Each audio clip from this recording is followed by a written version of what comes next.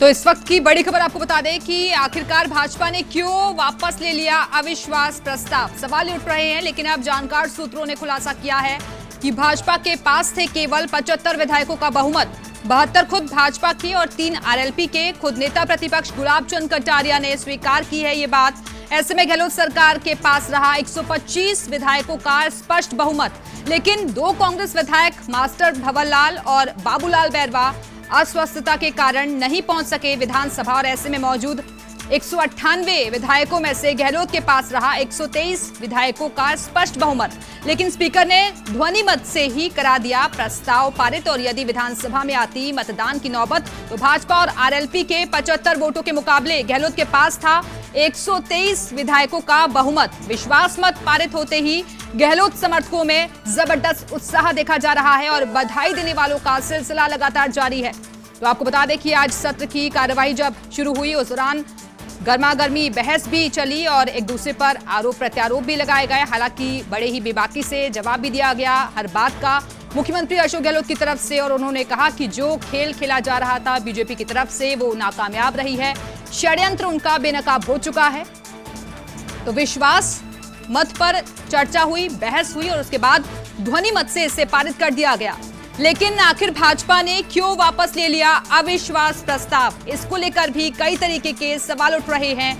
जानकार सूत्रों ने अहम खुलासा भी किया है, क्योंकि कल तक की अगर आपको प्रेस कॉन्फ्रेंस की बात भी याद हो तो ये कहा गया था नेताओं की तरफ से कि हम अविश्वास प्रस्ताव लेकर आएंगे, लेकिन ऐन वक्त पर ऐसा क्यों किया गया कि अविश्वास प्रस्ताव लेकर नहीं आए और ये फैसला वापस ले लिया। जानकार सूत्रों ने खुलासा किया है कि भाजपा के पास था केवल 75 विधायकों का बहुमत। 72 खुद भाजपा के और 3 आरएलपी के इसमें शामिल थे, और जिस बात का खुलासा खुद नेता प्रतिपक्ष गुलाब चंद कटारिया ने करके स्वीकार भी की है ये बात। ऐसे में गहलोत सरकार के पास रहा 125 विधायकों का स्पष्ट बहुमत। और बीजेपी विधायक मदन दिलावर जी इस वक्त हमारे साथ जुड़ गए हैं। मदन दिलावर जी, क्या कहेंगे, विश्वास मत पारित हो चुका है? हाँ, ये सच है कि ध्वनि मत से प्रस्ताव पारित हो गया है। हम बधाई देते हैं उनको, लेकिन 34 दिन से ये सरकार कोमा में क्यों रही, जनता ये पूछ रही है। जब कोमा में से कोई भी व्यक्ति निकलता है तो सरकार में कोई न कोई विकृति रह जाती है, और उस विकृति के कारण से कोई काम नहीं कर पाती है। ये सरकार अभी 2 दिनों तक कोई काम नहीं कर पाएगी, क्योंकि अभी कोमा से निकलते हुए इसमें जो कमजोरी आई है शरीर में उसका लाभ लेने वाली है, और जनता पिस रही है। कोरोना से लगातार मर रही हैं, 800 लोग ज्यादा मर गए, 800 से ज्यादा लोग मर गए हैं। छोटे छोटे बच्चों के साथ रेप हो रहे हैं, डकैतियां हो रही है, लूट हो रही है। देखिए सरकार को कोई, लेकिन आप लोग भी तो अविश्वास प्रस्ताव लाने वाले थे ना? नहीं, हम नहीं लाए, क्योंकि वो विश्वास प्रस्ताव ला रहे थे। लेकिन कल तक तो कुछ ऐसा ही फैसला था, फिर एन वक्त पर वो तो फैसला बदल लिया गया। कल तक हमारा यही था, लेकिन ये इनका ये नहीं था कि ला रहे हैं ये विश्वास प्रस्ताव। इन्होंने ये विश्वास प्रस्ताव लिया है तो दोनों एक ही बात थी, इसलिए उसकी जरूरत नहीं थी। लेकिन जिस एकता की बातें आप लोग कहा करते थे कि एकता नहीं है, आज तो वो एकता हर तरफ नजर आई। बीच में जब नहीं, आपने सुना ही नहीं।